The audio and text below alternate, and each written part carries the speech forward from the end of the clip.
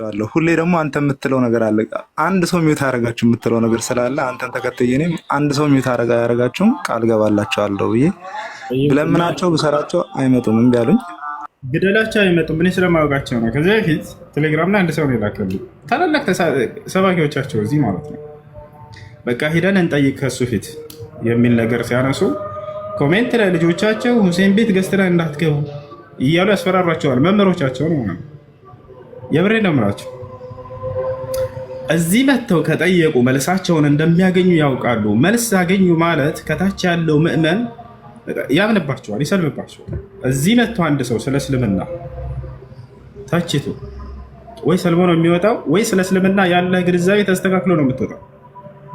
ይሄን ያውቃሉ እነሱ። ኑና ክርስቲያን ሰባኪዎቻችሁ እዚህ ስለ እስልምና አውሩ ከኔ ፊት። በቁርአንም ላይ ሆነ በሐዲስም ላይ ማንኛውም ትችቶቻችሁ ከኛ ያልፉ። ይዛችኋቸውን ጠይቁ። እኔ ትንሹ ላይ ሆናለሁኝ፣ ትልቁ ላይ አደርጋለሁኝ። ፓስተርም ሆን ዲያቆን ማናቸውም ወላሂ አድሚንነት ትሰጣችኋለሁኝ። ከፈለጋችሁ ኮሜንቱ ይዘጋላችኋል። በሰላም ጥያቄያችሁን አቅርቡ። እኛ በእስልምና ላይ ጥያቄ ጠይቀን አልተመለሰልንም አትበሉ። ቤታችንን ዘግተን እያወራን እስልምና ተሳደብን በሉ።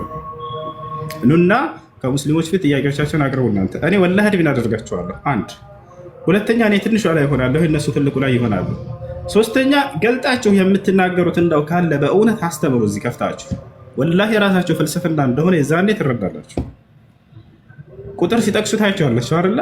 አሃ የዛኔ ይሄ ሰው ነው እውነት አመጣ ትላለህ። ወላሂ ቁጥር ቢጠቅሱት እናንተ ጭንቅላታችሁን ለመጫወት ነው። እናንተ እዛ ውስጥ የሚሉት ነገር የለም። የቅድሙ ልጅ አይታችኋል አይደለ? አንጀቱ ተበጥሶ ሞቷል አለ፣ ተቆርጦ ሞቷል። ቁጥር ሊጠቅስ ቶሎ ፈለገ። ምን እንደሚል ሐዲሱ ገና እናንተ ስታነሱት ምን እንደሚል ሙሉ ቃሉ ያለውን እናውቀዋለን። ተበጥሷል የሚል አለ ወይ? የለም። አንጀቱ ተቆርጧል የሚል የለም በፍጹም። በቁጥር ይሸውዳችኋል። እናንተ ቁጥሩ ይጠቅሱላችኋል፣ ቡኻሪ ሙስሊም ሲሉላችሁ። ነገር ግን ያነሱት ሀሳብ እዚያ እንደው እስላምን የሚያስተች ነገር አለ ወይ? በፍጹም የለም። ወላሂ ላዚም የለም። አለ የሚል ካለ እዚህ መጥቶ መናገር ይችላል። ያው ከዚህ በፊትም ተናግሬ ያለው ዛሬም ነገ እስልምና ላይ ትችት አለኝ የሚል ካለ ይምጣና እዚህ ቦታ ላይ ይተች ይችላል። ማንኛውም ይዛቸው ናሽ እኔ አድሚን አደርጋችኋለሁ ብሏቸዋል በላቸው። ኮሜንት ላይ ማንኛውም ሰው ማንንም አካል ሙስሊም ሲጀምር መሲሁን አይሳደቡም፣ ገብርኤልን አይሳደቡም፣ ሚካኤልን አይሳደቡም። ማንንም አካል እንዳትሳደቡ። አይ ይሰድባሉ ካለ ሚዩትና እንትን እንዘጋላቸዋለን። ከዛ ትልቁ ላይ ሆነው እነሱ እዛ የሚቀደዱትን ከፊቴ መታ ይቀደዱ። ይህ ጥሪ አድርግላቸው። አውቀኛል መሰለኝ አሼ ነኝ እና እስከተረዳሁት ድረስ እኔ አሁን በአካልም እስከተረዳሁት ድረስ እንዲያውቁ አይፈልጉም። አሁን ምዕመኑ እንዲያውቅ አይፈልጉም። እኔም በውስጥም ሞክሬያለሁ ለማውራት፣ እንደዚህም በአካልም አንዳንድ ሰዎች ላወራ ፈልጌያለሁ። ግን እንዲያውቁ ስለ እስልምና አይፈልጉም። ምክንያቱም ያው እኛም እንዲህ ለመሳደብ ለምናምን መተን ነው እዚሁ የቀረ ነው። ያን እንትን ስለሚሉ ስለሚፈልጉ በፍጹም እንዲጠይቁ አይፈልጉም። እና ወደ ራሴ ጥያቄ ስመጣ ኢየሱስ ክርስቶስ አልተሰቀለም ብለን ስናነሳ ከመጽሐፍ ቅዱስ የምናነሳቸው ማስረጃዎች ምንድን ናቸው? በአጭሩ ጊዜ ሳልሻማ። እሺ እንግዲህ ኢየሱስ ክርስቶስ መሰቀሉን አስመልክቶ አንደኛ እግዚአብሔር ለሰው ልጅ ኃጢአት ኢየሱስ ክርስቶስ እንደሚፈልጋል የሚል አንዲትም ቦታ ላይ አለመኖሩ፣ አንዲትም ቦታ ላይ የለም። እግዚአብሔር የቱ ጋ ነው እኔ ለኃጢአታቸው ስርየት የኢየሱስ ክርስቶስን ደም እፈልጋለሁ ብሎ የተናገረው በላቸው? በፍጹም የለም መጽሐፍ ቅዱስ። አንደኛ እሱ ነው። ሁለተኛ እንዳው የኢየሱስ ክርስቶስ ስህተት ወይም ኃጢአት እንደ አይሁዶች ዘንድ በሕጋቸው ፈርደውበታል ነው የሚለው አይደለ? እንደ ሕጋቸው ከሆነ በአይሁዶች መጽሐፍ በሕጋቸው ላይ በብሉይ ኪዳን ላይ እግዚአብሔርን የሰደበ እግዚአብሔርን ስለመስደብህ ነው ብለውታል አይደለ? ኢየሱስ ክርስቶስን የከሰሱበት እግዚአብሔር ስለመስደብህ እግዚአብሔርን የሰደበ ሰው ይሰቀል የሚል ሕግ አላቸው ወይ አይሁዶች ከመሰረቱ በላቸው? የለም። እሱ እግዚአብሔርን የሰደበ ሰው ፍርዱ መሰቀል ነው የሚል መጽሐፍ ቅዱስ ላይ በፍጹም የለም። የላቸውም አይሁዶች እንዲህ አይነት ሕግ ቦታቸዋል። ይህ ነው። ሶስተኛ ሉቃስ ወንጌል እና ማቴዎስ ወንጌል ላይ ምዕራፍ 4 የሁለታቸውም ላይ ማለት ነው ኢየሱስ ክርስቶስ ከዲያብሎስ ጋር ያደረገው ንግግር አለ። እዚያ ቦታ ላይ የተጠቀሰው ትንቢት ስለ ኢየሱስ ክርስቶስ እንደሆነ ተነግሯል። ሉቃስም አስቀምጦታል፣ ማቴዎስም አስቀምጦታል። እዚያ ላይ የተቀመጠው በመጽሐፍ ስላንተ እንዲህ ተብሎ ተጽፏል ተብሎ የተነገረለት አለ። እሱም መዝሙረ ዳዊት ምዕራፍ 91 ላይ ያለው ነው። እዚያ ጋር ቀጥታ ያገናኝላችኋል። በዚያ ነው ትንቢት የተነገረለት ስለ ኢየሱስ ክርስቶስ። እዛ ሄዳችሁ ስታዩት ቀጥታ እንደሚድን ይናገራል። ያድነዋል ብሎ ተቀምጧል። ስለዚህ ድኗል። ሌላው ነገር ኢየሱስ ክርስቶስ ቃል በቃል አድነኝ ብሎ መለመኑ ዮሐንስ ወንጌል ምዕራፍ 12 ቁጥር 27 ላይ ኢየሱስ ክርስቶስ አባት ሆይ አድነኝ ብሎ ለምኖታል። አድነኝ ብሎ ታዲያ ጸሎቱ ተሰምቶለታል ወይ ከሆነ ጥያቄው አዎ ተሰምቶለታል። ዕብራውያን ምዕራፍ 5 ቁጥር 7 ላይ ኢየሱስም በምድር ላይ በኖረበት ጊዜ ከሞት ሊያድነው ወደሚችል ወደ አምላኩ ከብርቱ ጩኸትና ከእንባ ጋር ምልጃንና ልመናን አቀረበ፣ እግዚአብሔርንም ስለ መፍራቱ ጸሎቱ ተሰምቶለታል ይላል። ያደረገው ጸሎት ምንድን ነው የተሰማለት ከተባለ አድነኝ ብሎ መለመኑ ድኗል። ሌላው ነገር ኢየሱስ ክርስቶስ ዮሐንስ ወንጌል ምዕራፍ 17 ቁጥር 4 ላይ በምድር ላይ ልሰራው የሰጠኸኝ ስራ ሰርቻ አከበርኩህ አለ። በቃ ፈጽሜ አከበርኩህ አለ። ከመልቱ ልዓመል ለዚ አዕጠይተኒ ሊአዕመልሁ ይላል የአረበኛ መጽሐፍ ቅዱስ ላይ። በምድር ላይ እንድሰራው የሰጠኸኝን ስራ ፈጽሜ አከበርኩ፣ በቃ ጨረስኩ አለ። የዛኔ ስቅለት የሚባለው ታሪክ የለም። ጨርሶ አስተምሮ በቃ የጨረሰበት። ከዚያ በኋላ ነው ስቅለት ምናምን የሚባል ነገር የመጣው ማለት ነው። ሌላው ነገር ትፈልጉኛላችሁ አታገኙኝም ብሎ ነግሯቸዋል። ማንም ሰው ሊያገኘው እንደማይችል ገልጿል።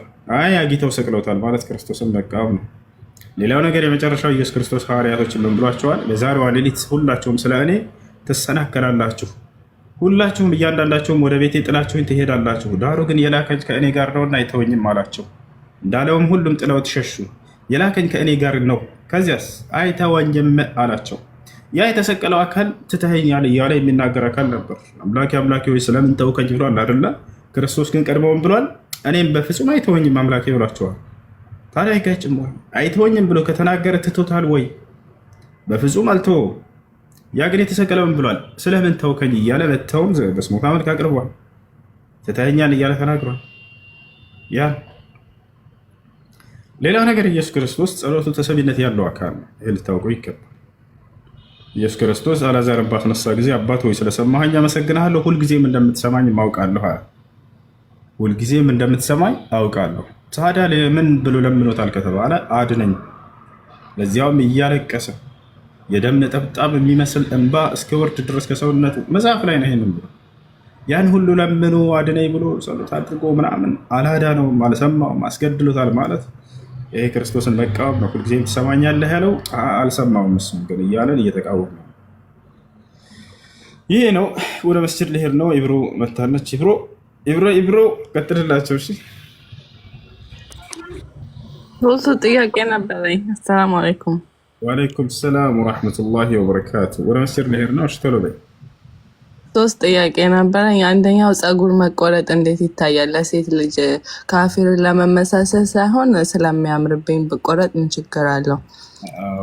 አንደኛው ደግሞ ፀጉርን መቆረጥ የሚለው ለሴት ልጅ ከወንድ ጋር እንዲመሳሰል እስኪሆን ድረስ መቆረጥ አይቻልም። ነቢያችን ሰለላሁ ዐለይሂ ወሰለም አንድ ቤት አድርጉ ልጆች አለ ቤት አድርጉት።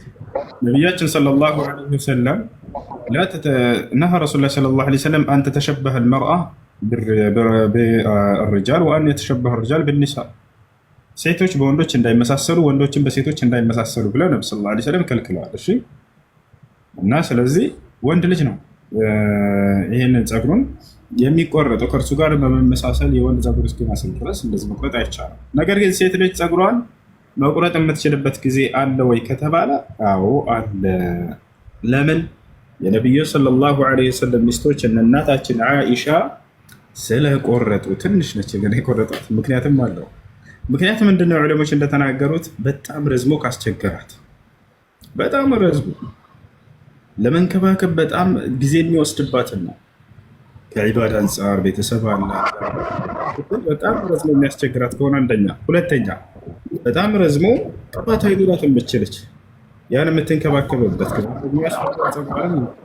አቅሙ ከሌላት ያም በጣም መቁረጥ ሳይሆን ጥቂት ነው። እሺ ጀማ የነቢያችን ሰለላሁ ዐለይሂ ወሰለም እና ዓኢሻ ከነብዩ ሰለላሁ ዐለይሂ ወሰለም ህልፈት በኋላ ፀጉራቸውን የተወሰነች ይቀንሱ እንደነበር ተገልጿል።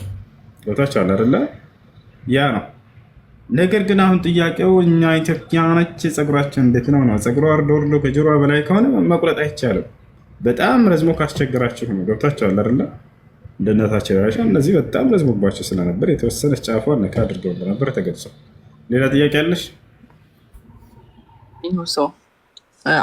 ሌላኛው ጥያቄ ደግሞ ሻወር ኡዱን ያብቃቃዋል ወይ ነው? ሻወር ኡዱን ያብቃቃል ወይንስ ያብቃቃም በሚለው ጉዳይ በዑለሞች መካከል ሁለት ሀሳብ አለ። ግማሽ ዑለሞች አዎ ሁሉንም ያብቃቃል የሚል ሀሳብ አላቸው። ሰውየው ኡዱን እስከነየተ ድረስ ሙሉ ትጥበት ካደረገ ኡዱንም ያጠቃልላል ይላሉ። ሌሎች ደግሞ ሼክ ኢብኑ ዑሰይሚን ለምሳሌ ኡዱን የሚያብቃቃው የጀናባ ትጥበት ብቻ ነው ይላሉ።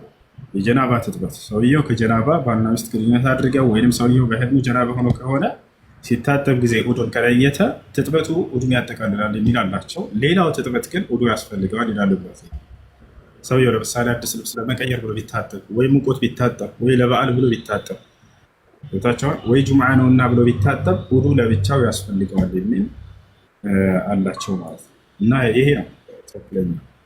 እሺ ሌላ ሶስተኛው ጥያቄ ደግሞ